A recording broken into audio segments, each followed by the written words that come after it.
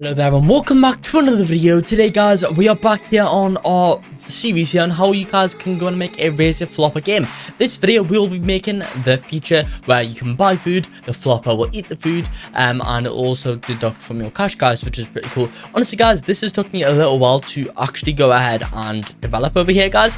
It's been a lot of stuff that I've needed to do over here. There was one massive bug which I just could not get my head around, and then I realized it was something really simple over here guys. So I'm a little bit annoyed. I could have got this up yesterday, however guys, it's up right now, which is great. Anyway, into this video I've got all that, which is going to be really exciting. Before I start anything off over here and show you guys exactly how you can go in and do this, I first need to go in and tell you a little bit about xXYisus.com, which is my own Roblox code website where you can find out game codes, music codes and guides. There is tons of stuff in there that you guys have to check out. Overall, we have a codes for over 300 Roblox games, so if you guys need a code for a game, it will be there.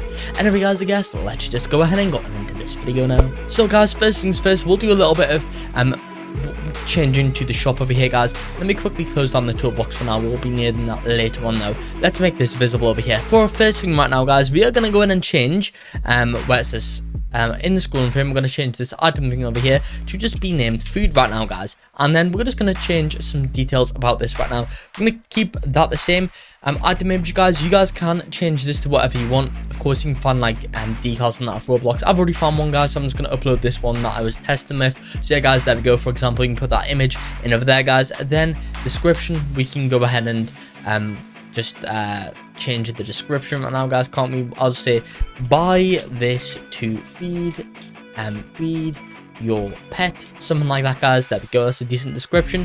Item name, of course our item name is going to be something like pet food, something like that over there guys. And the price, name this whatever you guys want. I personally think a 50 cash price is decent for that. Okay guys, so now that we've got this relatively sorted out here, what we are going to go ahead and do next right now guys, instead of replicated storage, we are going to add a new remote event, and we're just going to simply call this upgrade bought. One second guys, bought. There we go guys. Okay, and then inside this text button right now, which we should really call buy button, then what we are, sorry guys, that's actually the text. We want to name this buy button. There we go guys. And what we are going to do is add inside this a local script. If you are struggling at any point into this video, feel free to pause this video and try and redo the code. However guys, you can also just download this exact Roblox Studio file from my Patreon account guys. If you have not already done that, that might be a good idea if you guys are really struggling. Also on there you can receive one-to-one help from me. Anyway guys, I'm just going to call this local script buy food, because we are going to go ahead and change it up a little bit, developing like a new separate script which will handle all the upgrades all together. However, the food's a little bit different as it's an item that you hold. If you guys get what I mean over here, it will be explained later on guys. Anyway, what we're going to do is do local button is equal to script dot parent, because of course that's the button, so we can actually detect if it has been clicked. Then we're going to do local replicated storage is equal, that's not how you spell storage at all. Storage is equal to game get service replicate the storage. Then guys, we're gonna do local upgrade bought is gonna be equal to replicate the storage wait for child remote events, and then we're gonna do dot upgrade bought of course. And then guys, we want to go ahead and put down the price, so make sure this is the same as the price that was in your little text label. So local price is going to be equal to 50 over here guys. Then we are going to do this, so local players is equal to game get service players of course guys. Sorry guys, it's so late for me guys. I'm half asleep. Well, I'm not half asleep, but I don't know why. Whenever it's later on, of course, I get a little bit tired, guys, and I make a few mistakes. However, guys, do not worry. This will all be working into this video. Then we're going to do local player. It's equal to players dot local player. Next, we're going to do local leader stats is equal to player wait for child and then leader stats over here, guys. Okay, after that, we are going to do this. So button dot mouse button one up connect function. That means whenever they press the buy button, we are first going to go in and get their cash. So local cash is equal to leader stats wait for child cash. Then guys, we're going to do this. We're going to do if the cash dot value is greater than or equal to the price, that's print price, then we are going to go ahead and fire the upgrade bought remote event. So we're going to fire the server and we're going to put in the price over here, guys. This just helps us this helps us to reduce the amount of remote events we are firing, as we don't really need to fire a remote event if they don't have enough cash for it, guys. But we'll also make it more, we'll make it a bit better, as we'll add another layer of another thing in the server script, which will of course check if they have the same amount, if they have the right amount of cash. 1 second, guys, let me quickly make this off visible right now, guys, because we don't need that anymore to be visible. What I'm going to go ahead and do after that, guys, is actually add this over here right now, guys. So what I'm going to go ahead and do is actually find on the toolbox, I'm just going to go ahead and put food over here, guys. I recommend finding anything that's decent.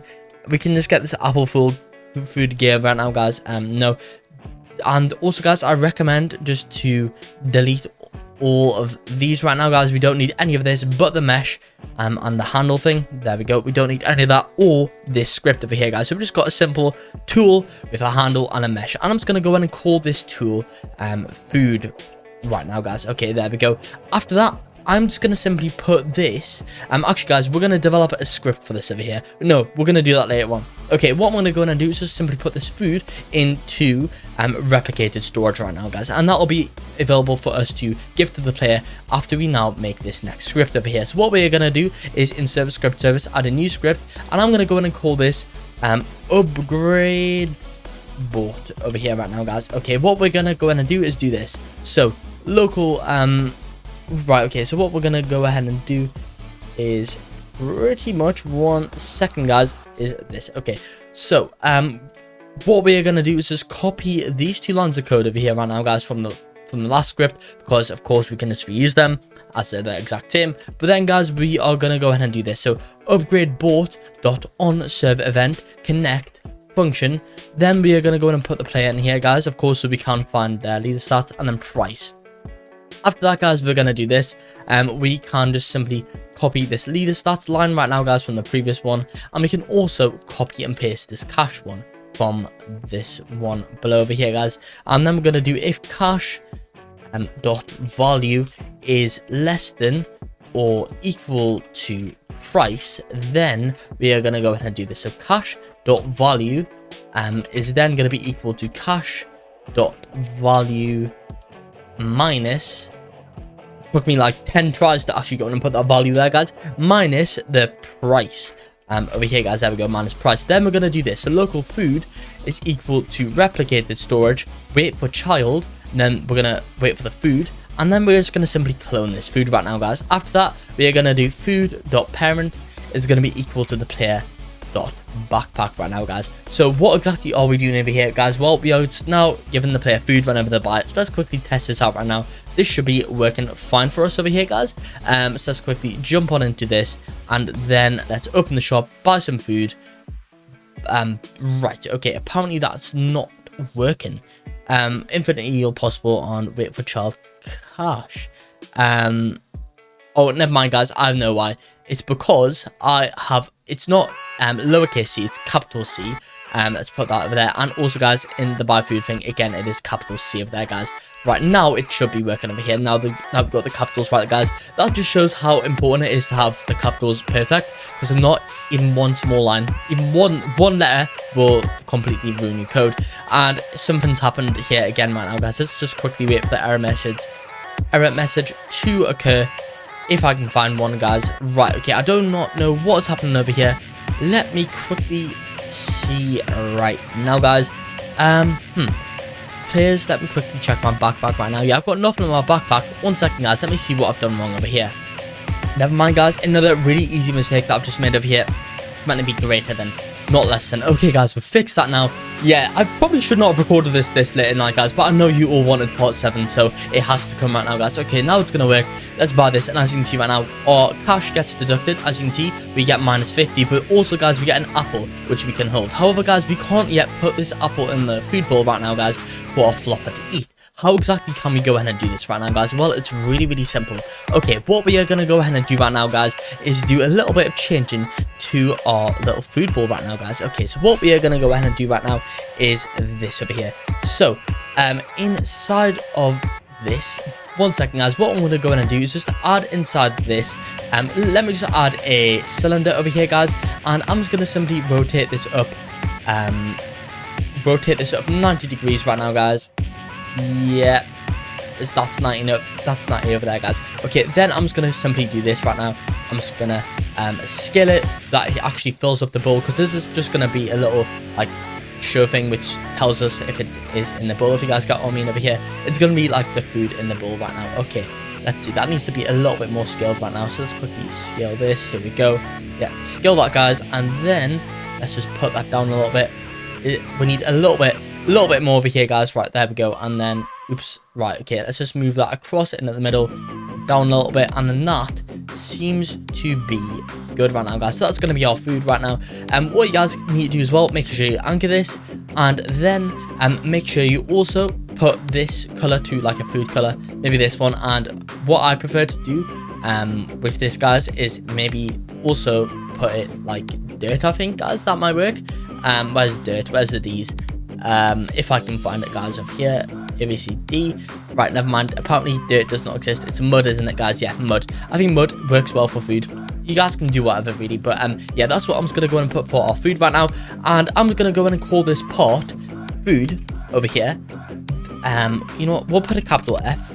There we go. So I'm gonna name this food, and I'm just gonna go in and put this inside of the food bowl over here, guys. And I am gonna now slide the transparency to 1, because we don't want food to be there in well, straight away, if you guys get what I mean. Okay, next I'm just gonna add another thing inside this. I'm gonna add a bool value, and I'm gonna go in and call this food in bowl. That's just gonna allow us to make it so that our flopper does not go to the food even if he's hungry, if there is no food there, guys. So it'll only go to the bowl if there's food in the bowl, and if it's hungry and there's no food in the bowl, then it's not going to move to the bowl. That's what we are going to use this value for. And then, guys, we actually want to add a new thing over here, a proximity prompt right now, guys. And what I recommend doing for this is maybe changing it the same for 10 right now, guys. I think that's quite a decent one. But what we are going to go in and do right now, guys, is, yeah, I think that's actually fine. That proximity prompt over here. You guys could change like the interact thing to like put food in bowl or something like that, guys. You can just change this up a little bit over here. However, guys, we don't want the proximity prompt showing up all the time, because let's say, you know, guys, I'm just gonna quickly show you. Let's say I'm just walking around here with no food right now. I don't really want to be asked to give food into this bowl over here, guys. So how do I stop this? Well, I'm going to show you guys how to do that right now. So what we are going to go ahead and do inside of this food tool, we're going to add a local script, and I'm just going to go in and call this prompt handler over here, guys. There we go. And inside this, we are just going to do this. So local food is going to be equal to the script.parent. Of course, that's a tool. Then we are going to do this. So local food bowl is equal to workspace, then wait for child, locations, then we're gonna wait for child, food bowl over there, guys. Next, we're gonna get the proximity prompt. So local proximity prompt is equal to food bowl. Here we go, food bowl, wait for child, and proximity prompt. After that, guys, we are gonna do this. So food.equipped connect function. What this is doing right now, guys, whenever our food gets equipped, that means whenever you like click on it on our hotbar and it goes in our hand, then this is going to go ahead and run. And then, guys, we're actually going to enable the proximity prompt over here. So we're going to make that true. However, guys, if they put away their food, so food.unequipped connect function, and yeah, so guys, if they actually unequip their food, we are actually going to now disable their proximity prompt. So proximity prompt dot enabled is actually going to be equal to false. But also, guys, you don't want your proximity prompt to be there enabled as soon as you guys are on the game. So uncheck enabled. That's just going to stop that from being there as soon as you guys start the game. So I want to show you guys this working right now, and we are making some decent progress over here. We've still got quite important steps to go though, guys. Definitely one of the of the most difficult things I'll show you guys in the series. So let's just interact over there, guys. And well, sorry guys, I wasn't showing you guys food going in, but as you can see over here, whenever I bring out this, my proximity prompt comes up. When I don't have it in my hand, it does not come up over here, guys. So yeah, that's really useful right now. Okay, next we're actually going to make the thing that allows us to put the food in the bowl whenever we interact with that proximity prompt over here. So what we are going to go ahead and do right now, guys, inside of this is add a script. 1 second, I need to quickly drag this out the side over there because that plus button's really close to the side. So I'm going to go ahead and put name this script food, put food in bowl, something like that over there, guys. There we go. Okay, I'm just gonna go ahead and name that, and let me just quickly remove just close the script at the top over here, guys. It's getting a bit busy up there. Right, okay guys, so what I'm gonna go ahead and do is this. So local proximity prompt is equal to script.parent, then local food bowl is equal to proximity prompt.parent. After that, guys, we're gonna do local food in bowl is equal to proximity prompt dot food. 1 second, guys. Food bowl dot food in bowl. There we go. And then, guys, I'm gonna do local pet food is equal to the food bowl dot food over here, guys. Okay, so what we're gonna do next is this. So proximity prompt dot triggered. We did actually work with proximity prompts before in the series when we were opening up the shop menu from the computer, so you guys may know how these work already. So connect and then function, and we are going to put the player inside of here, guys. Next we're going to do this. So local humanoid is equal to player dot character dot humanoid. There we go. And then we're going to do humanoid unequip tools. The reason why we are doing this right now, guys, is if we were just to delete that Apple tool just from the inventory whenever they do this, guys, then this unequipped thing would not run, and even if they had no food left, the proximity prompt would still be left enabled. So what we actually need to do is bring this back into their backpack and actually unequip it before we delete the food, guys, and that's just going to run this script over here.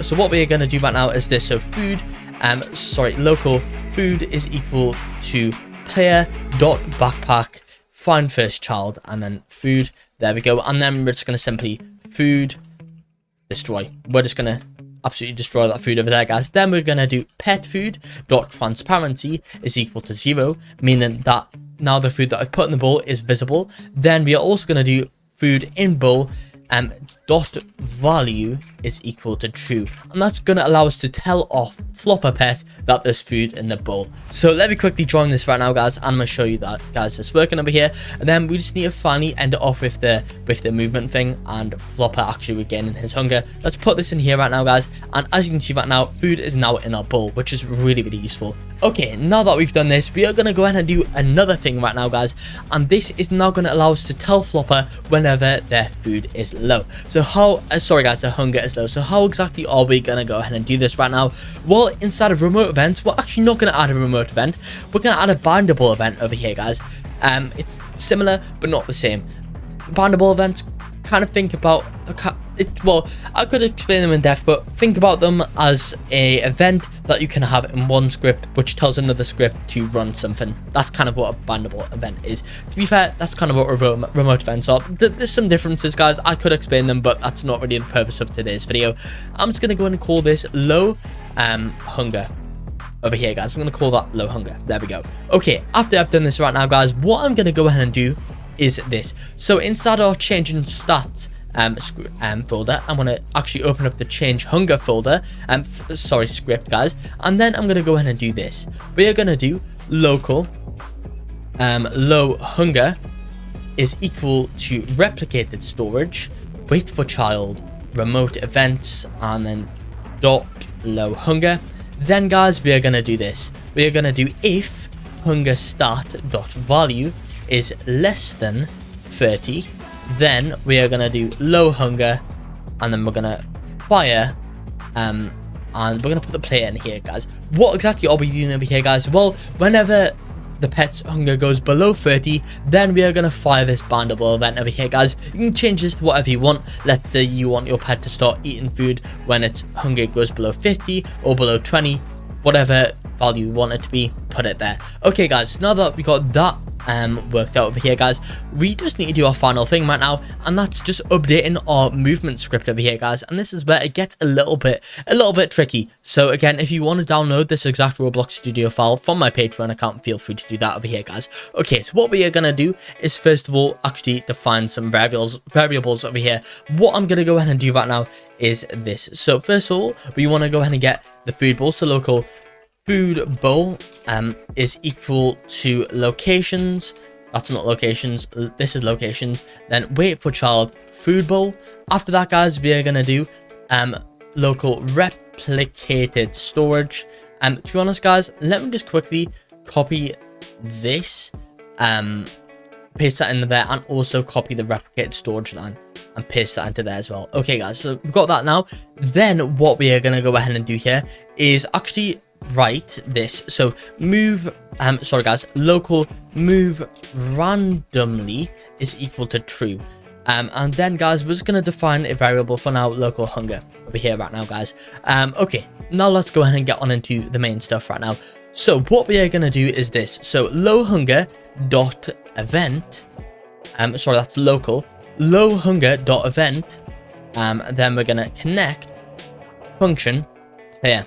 After that guys, we are going to do local hunger is equal to player wait for child, and then we're going to do inside this there floppa stats. There we go guys, floppa stats, and then dot hunger over here right now guys. The reason why we are doing local hunger outside of this is because we need this later on outside of this event right now guys, so that's why we're doing that. Then we are going to do local food bowl is equal to locations. Sorry guys, we don't even need that food bowl to be honest. So we're going to do food bowl dot food in bowl dot value is equal to true. Sorry guys, we're going to do if here. If food bowl dot food in bowl dot value is equal to true, then we are now going to tell our flopper to move to the bowl and eat the food right now guys, because we know that food is in the bowl. What we are going to go in and do that after that is actually disable the move randomly thing, so equals false, and that's just going to stop our flopper moving off to random locations while they are walking towards our food bowl.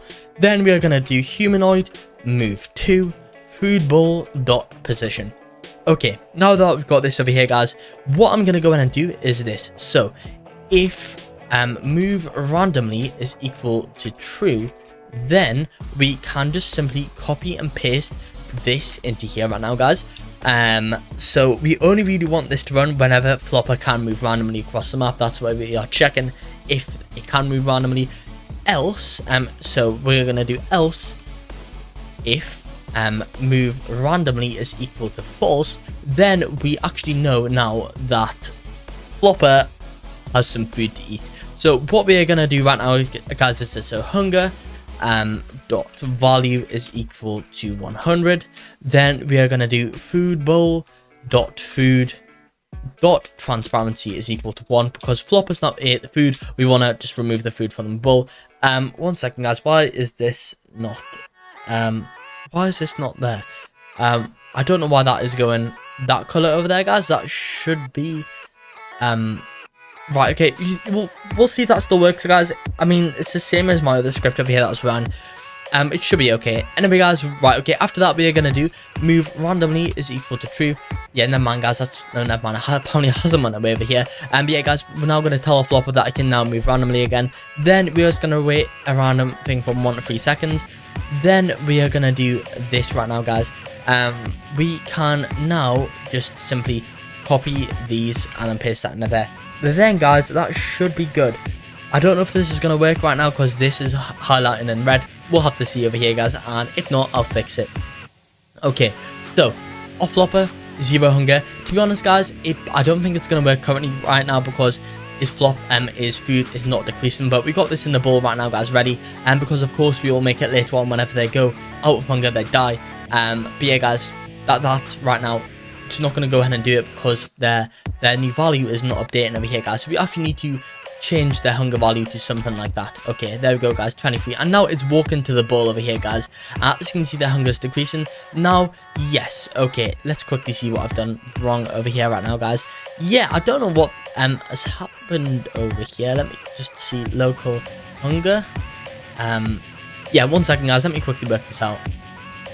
Guys, again, another really easy fix over here, just to remove local. There, guys, we want to quickly do another thing over here. So we're going to do food bowl.food in bowl.value. It's actually going to be equal to false right now, guys, because the food has been taken away from that bowl, and that's just going to stop them from going back, if you guys get what I mean over there. So put that in, and you'll see in the videos, in the little example, in a second, guys, my flopper starts moving to the bowl, even though there's no food in there. That's just going to quickly stop that over there, guys. Yeah, that's what, to be honest, caught me out the last time, but it was for something different. But anyway, guys, okay, this should be good right now. So let's now quickly buy some food. Let's put it in our bowl. Our flopper's gonna now come to our food over here right now, guys. Right, okay, apparently he's just warped over there and ate it. Right, I don't know how that's worked out, guys. That has never happened before. I think it was just because of a little glitch over there, guys. Right, let's quickly see over here. Let's quickly reduce our flopper's hunger to something closer. This is the hard bit, guys, because we need to quickly get it. Right, okay, there we go. This is not gonna be well. Yep, there we go. Our hunger's gonna go back to 100 right now, guys, and he's now moving across the map over here, guys, getting back to normal. We can buy some more food, I guess, guys, if you want to see that working a bit more. But yeah, guys, honestly, the hardest thing is just updating the hunger in time right now, guys. Right, I'm just gonna put it this to like 9 or something. That's brilliant, isn't it? Right, okay, let me try and put this to 9. Here we go. And then we're gonna quickly switch back right now, guys. We're gonna put this in here, and now they've ate their food, and then they're gonna go ahead and move off. There we go, guys. It's now moving off, which is awesome. And that, guys, is how you can go ahead and make your flopper move and eat the food in the game over there, guys, which is quite cool. And that, guys, is gonna be it for this video here. If you guys are excited for part 8, subscribe to the channel with the notification bell on. But I hope you all did enjoy this video. If you did, make sure to like and subscribe to show some support, and peace out.